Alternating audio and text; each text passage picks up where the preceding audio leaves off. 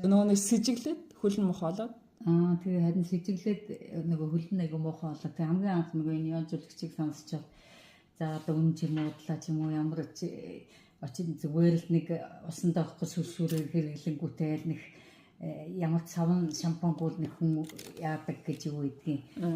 Зүгээр хүн чинь нэг савнгаар угаангууд л минийх бол ингээд үс бүр амар одоо шүүр шиг болдог байхгүй ширүү. Тэрээс олигтой болдог. Заавал шампунь ангижруулагчтай байж зүс гоё зөвлөн болдог.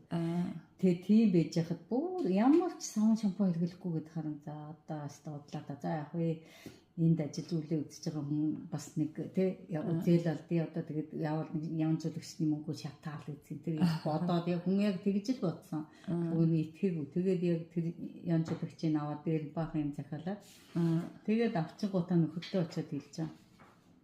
За